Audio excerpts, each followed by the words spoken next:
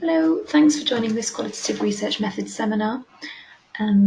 Today I am going to be taking you through the decks which I've prepared, and for anyone who wasn't able to join the meeting this afternoon, you will be able to catch up on my guide to various research methods and projective techniques which you could be using, as well as give you a bit of an idea about how to approach qualitative analysis. So I've been asked to put this deck together to give you a bit more of an introduction of what methods you could use and also how you could be using them better. So to start off, why choose qualitative methods? This will give you a short introduction to when it might be appropriate for your project to be using these methods, and the kind of questions that you should be asking yourself along the way. So when is the right sort of scenario for you to be using a qualitative approach? I've provided some different examples here.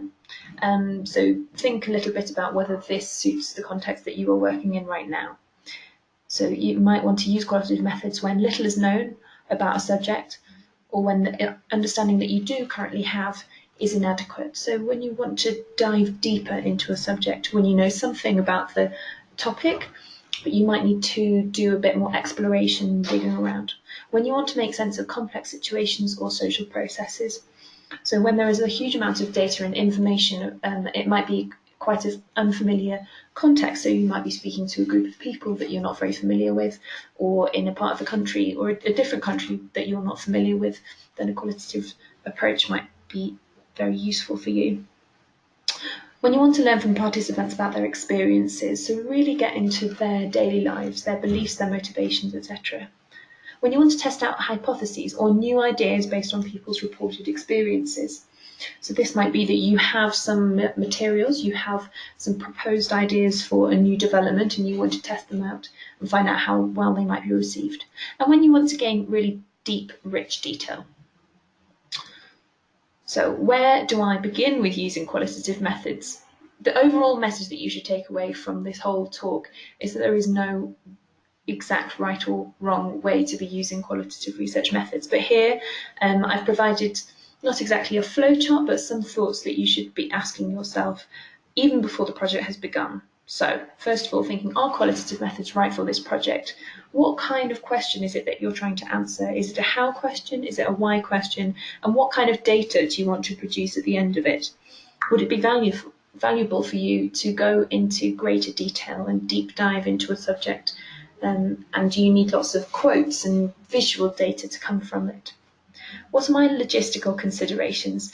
Obviously, you will always have to ask yourself these questions, but what is possible within your time remit, within your budget, within the team resources? And practically, where are the people that you need to speak to? Are they in one location? Are they difficult people to get hold of? Do you need to do some desk research and preparatory work before you start the project?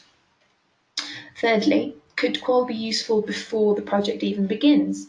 And this is a question which I asked you previously, and it's something to think about in terms of how can you make your proposal even stronger?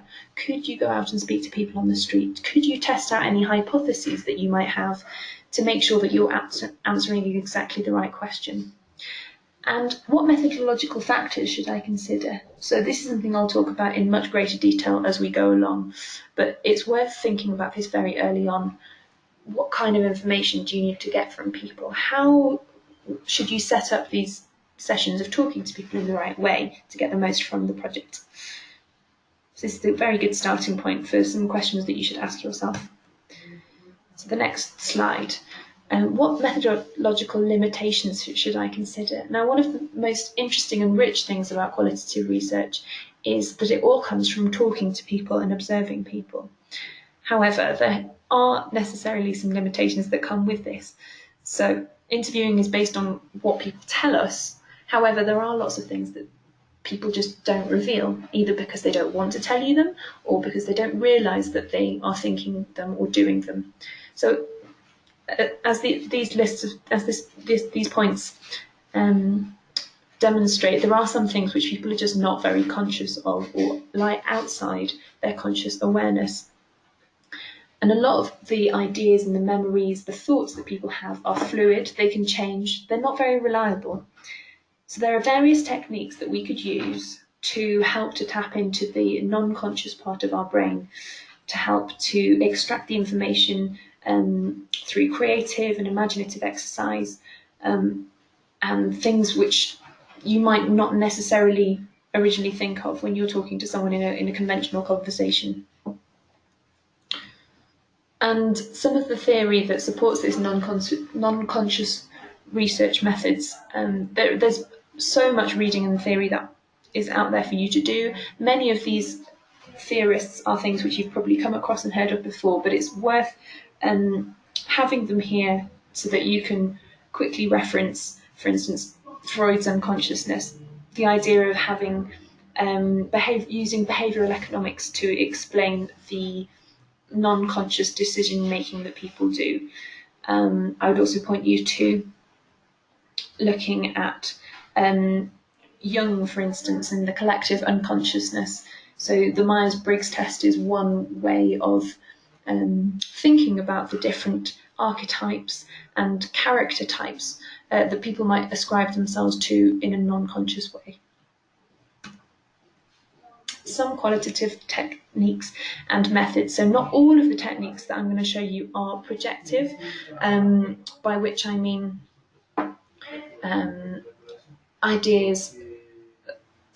projective techniques. I can talk to you about this in greater depth, but this is where you would use creative, imaginative techniques to access these non-conscious parts of the brain.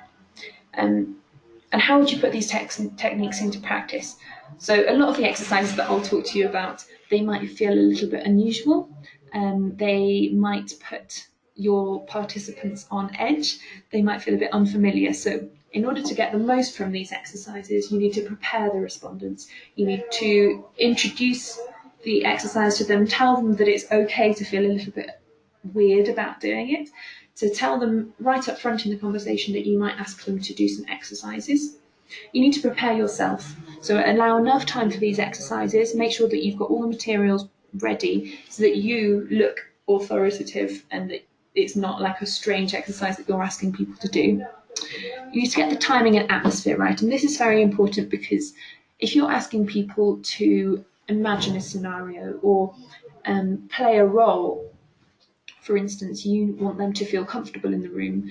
You want them to have already bonded with the other people who they are talking to. So if it's in a workshop or in a focus group scenario, the most important thing is for them to feel comfortable with what they're doing and give clear and concise instructions.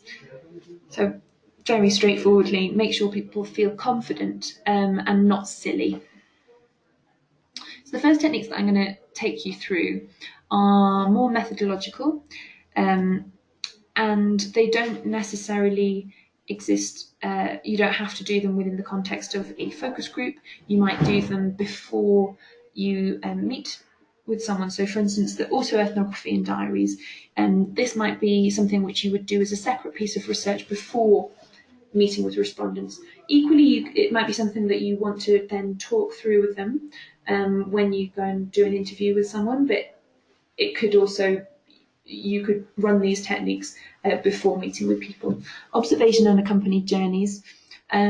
This works really well in an individual depth interview context where you might accompany someone on a journey, you might walk with them through their day-to-day route to school or to work. And there's different ways of doing this, as I'll talk to you about, but it can be really useful to let them lead the conversation, to spontaneously show you what they would naturally do, and then afterwards conduct a more traditional face-to-face interview and probe deeper to find out what they were doing at each stage. And in the final box here, these are more conventional projective techniques. So these are exercises where you are using a more imaginative or creative part of your brain. And these work really well in a group scenario, I would say. You can also do them one-on-one, but you just need to make sure that the dynamic is right and that people feel comfortable getting outside of their normal routine of how they would speak to someone. So firstly, I'll talk to you about autoethnography and diaries. This is a really great technique and it can be done very cheaply as well. So with the increasing use of smartphones, people are very used to filming themselves, taking photos, recording what they're doing, almost moment by moment in their day-to-day lives. So this can feel quite a comfortable, natural technique for people to do. And this is something, as I was saying, that you could ask them to do before coming to an interview. So you might ask them to keep a diary, for instance, to record their morning commute for 1 week through small video diaries, or by taking photos of their journey of significant moments that they have identified. However, it's worth noting that while this is really effective and can stimulate a lot of really interesting conversation, because you would probably pick up on some natural behaviours that people don't realise that they're doing, there are some watch outs with this, that because it's a self-motivated exercise, the participants might need quite a lot of support and encouragement. People might also self-edit because they're anticipating what they think that you want to see. So it's all about how you set up and have the conversation beforehand, with the people, what it is that you want them to do, how you want them to conduct themselves. So if you want them to be very natural, to try and forget that you are even listening to them. And yeah, so they need a lot of encouragement, motivation, perhaps some sort of incentive so that they don't lose interest. And one way of overcoming the idea of self-editing in this kind of diary format is that you could use the key informant effect. So that would be, if you were asking people to do a video diary of their walk to work, you could ask them to explain to a family member or friend, to narrate their journey to someone else that they're familiar with, so that they don't think that they're talking to you. Observation and accompanied journeys. There's various different words for this: the go-along journey, the accompanied trips. And this is a sort of semi-ethnographic technique which can give more detail than just interviewing. And this might be something which you use prior to interviewing, or you might probe as you go along. So it originally stems from the idea of ethnography, by which you would accompany someone, you would observe what they're doing in their natural context. So this would be really great for understanding someone's route to work, for instance. And you would use this to observe what's going on in their world, taking a kind of a backseat, watching what their facial expressions, their gestures, seeing how they interact with other people in their day-to-day context. And you would also it would be very interesting to understand how the physical space affects their behaviours. So with this, you would probably ask them to do what they would normally do and try to forget that you are there, so that they aren't mediating their behaviour based on you. Obviously, there'll be some sort of self-editing, but you want to ask them to do it as naturally as possible. And then along the way, or perhaps afterwards, you would start gently probing. So, what made you stop there? What made you take this route rather than this route? Starting to understand and unpick the decisions behind their behaviours. So this could be really effective as a separate interview after you have accompanied them, so that they're out of the moment, that they can reflect on what they were doing. Enhanced recall interviewing. Again, this is more methodological, but it's a style of interviewing originally developed to help the police take more accurate witness statements. So here, rather than the interviewer probing and providing a lot of stimulus and questions, you would set it up by asking people to provide as much information as possible, to give as many details as they can remember. And so here there's some practical tips for how you would do this. So don't overload them with questions, and let them kind of recreate the context in which a scenario has happened. They could draw parts of the experience that they're talking to you about. And the most important thing is to not interrupt them, and you just want as much detail as possible to come out very naturally. So you could prompt them on things like sights and sounds and colours, probing around just so that you get a very full, richly coloured picture of the experience that they're talking about. Continually show that you are listening and be as non-judgmental as possible whilst you listen, to encourage them to give you as much information as possible. An image bank or collage. So here we are, we're now onto the more classic projective techniques. So this is an idea where often people might find it difficult to express and articulate thoughts and feelings. So using pictures can be a very accessible way for a lot of people to start to talk about thoughts, feelings, senses, emotions that they wouldn't naturally voice. So what you would do here would be, particularly in a group scenario, but you could also do it one-on-one, you would put a collection of images in front of people, and these don't need to be literal images. They can be quite abstract, relating to senses or colours. You might have pictures of like silky soft materials, or you might have quite evocative images of particular weather conditions, things which can conjure up different thoughts and emotions when you look at them. And then what you would do from that pile of imagery, you would ask people to select a handful of images that represent their feelings, or thoughts at a certain point or in relation to a certain thing. So if you were asking people to use images to, articulate their relationship with the transmillennia or something like that, you might look at the images that they pick out, and then most importantly ask them to play back to you why they chose those images, so that you have a shared interpretation of the exercise. Really get to understand what the associations were that made them choose those images. We've got letter or postcard writing.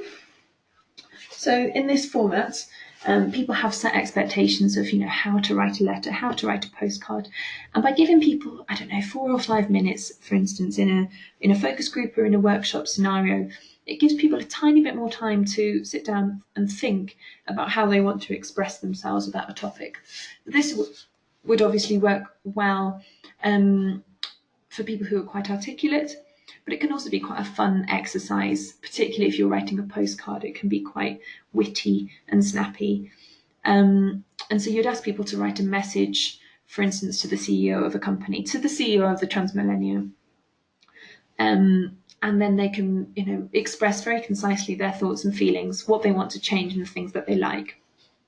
So it's quite a fun way of accessing more information from them. Now, personification is another projector technique which I've used a lot, and is very effective, particularly when you're talking about something which isn't normal. You'd normally get a lot of the same language and ideas and responses back. So again, to use the Transmillennial example, if you feel like you are getting quite a surface level response when people start talking about how they feel about the company, what you could do would be to use a personification technique. So you might say to people, pretend that we're here and knock on the door and that the Transmillennium walks in, but as a person. And then you would ask people in the room to describe who that person is. So what they look like, how they walk, how they talk. Is it a man or a woman?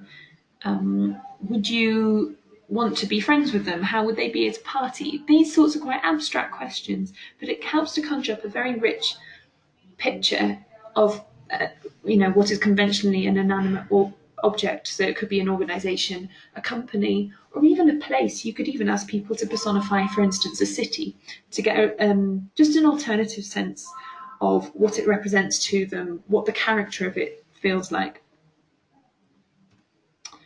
So, qualitative methods in practice. Some do's and don'ts of qualitative research.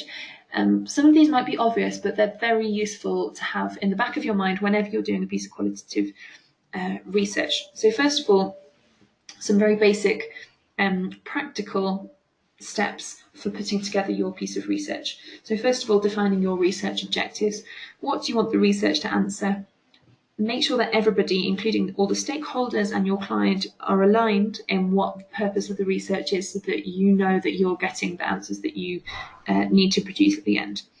Defining your sample. Have a real think about who are the best people to speak to for this research. How are you going to access them? Do you need to speak to people in a certain location, or would it be better for you to have for instance, a representative spread or a comparative spread, a group of people from a smaller city and a larger city, for instance. And be very clear amongst yourselves why you have chosen to speak to those particular participants so that your questions are clearly directed at them and are very relevant to their lives. And then putting together a discussion guide.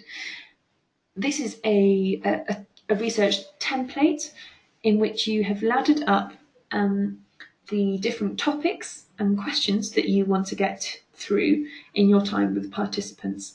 Have a very clear idea about why you're asking each question so that no time is wasted, no question is wasted. And you might want to include some of the activities and the tasks that we've just been talking about. So this would not only help you to access information in a deeper way, but also to keep momentum and focus. If you're sitting in a workshop for 2 hours, it can be quite a long time and quite mentally draining for people. So having a range of activities can be really useful here. Some things to remember. So here's some practical guides for things to think about. When you're conducting your research, you are not bound to your discussion guide. That is, it's there as a template, as a guide, as a prompt to you, but you are not bound to repeat it word by word. And as you're going through the interview, you might be taken off on an interesting tangent that the participant brings up, a new line of conversation. They might give you an idea that you didn't expect, and it might be very interesting to go into that in more detail. And what's more, if some tasks or certain questions aren't working, that's okay. You can change them spontaneously. Use your instinct. If people don't feel comfortable answering a question, don't force them to. You can move on and maybe think about how you can ask it in a different way. The introduction and summary are very important for how the conversation flows. Again, this comes back to writing a good discussion guide. So in that first 5-10 minutes of the conversation, you're both strangers to each other, so you want to set up some very clear rules and expectations for how the session will run. So you would want to mention here if there are any creative activities that you want people to do later on. You would also set some rules for you want them to provide as much detail as possible, and to be cooperative, to collaborate with each other, and to listen to everybody else in the room. So that's a very important step so that you maintain control and that you get everything out of the session that you need to. Build up to important or sensitive topics. Again, this is down to how you set out your discussion guide. But what I would often suggest is to start off with some quite neutral subjects, perhaps asking people to talk about who they live with, what they did on the weekend. Start off with something that just gets the conversation flowing. And then from there, if you have some sensitive or quite significant topics that you need to get to, you can start to build up to them gently so that people grow in trust and in comfort with each other. Social desirability matters. Now, this is something both to consider about how people relate to the other people in the room. So, for instance, in a focus group or in a workshop where you might have some, quite important stakeholders, but also in a one-on-one interview, you need to think about the power dynamics that are going on between the participant and yourself and other people. And just considering how you as the authority, you are the professional in that scenario, people will most likely anticipate the answers that they think that you want to hear. So just consider how your presence might impact on the type of answers that people provide. And then finally, silence is powerful. This is very significant because it's the kind of thing that would not be necessarily captured in a transcript of an interview. But just be mindful of both the silences, the pauses that people leave, where they are finding a question difficult to answer, where they need a bit more time, where they may feel a bit uncomfortable, or you might need to use your own silences in order to probe deeper. And this is something that I'll get onto here. Some things to remember. Slide 2. And this is how you can get the most from the answers that people are giving you. So here, silence, your silence creates expectation. So if you nod slowly, tilt your head, show that you're listening, by not interrupting people, you are inviting them to give more detail, richer detail. Echo their responses. So this is a way of showing that you have understood what they have said without influencing or leading the questions. So if someone says to you, I hate travelling this way, it feels really dangerous, there's always people hanging around on the street, and it ruins my start to the morning. And what you might do then is to repeat the essence of what they have said, and say, so what I can hear you saying is that it's quite a stressful journey for you, and that it's a part of your day that you wish was different. In order to kind of consolidate the fact that you have listened to them. It also, because often people will carry on repeating the same point over and over again, by showing that you are listening, it helps to move the conversation on. Remain neutral but encouraging. So this is a way of using non-verbal signals. Again, you're taking a back seat, you're not showing your own bias, and you're not influencing the answers that they are giving you, but you're showing that you're engaged, you're interested in what they've got to say. You can also ask directly. You are there as the researcher, you are there to lead the interview, so you can say, tell me more about that. That's really interesting. What would you do next? Phased assertion. Imply that you already know something and encourage the respondent to speak up. So you might be, for instance, you could use the example, for instance, I've heard from other people that this particular road is very problematic. Rather than asking them, would you agree, in a kind of yes-no scenario, you are suggesting that you have heard an idea from other people and you are inviting them to share their opinion. And clarify. This is similar to asking directly. But this means just probing further down into what someone has said. Or pointing out their contradictions, because often people contradict themselves in the process of an interview.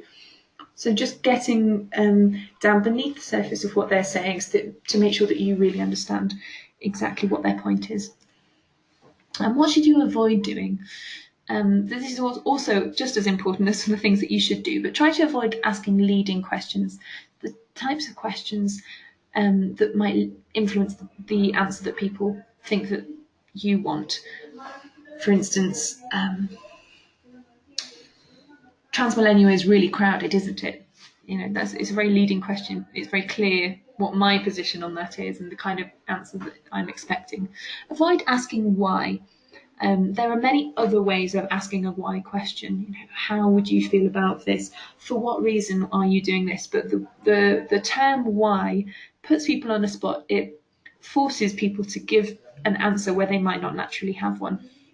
So just find other ways to start your questions.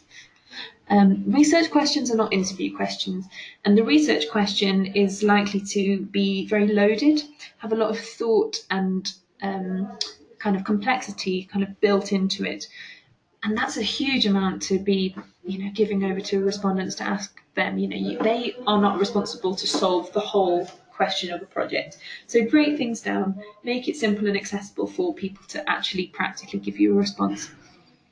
And avoid asking about other people's opinions. So, the person that you are speaking to cannot speak for instance, all people of their age group or all people of their parents' age group. So, you, rather than say, but do you think that this would be better for old people than for you? You just want to focus on their own experiences and the things that they can reasonably tell you.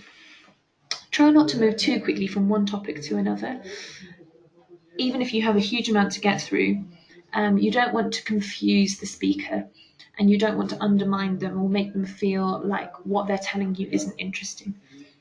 And try not to interrupt the interviewee, mostly.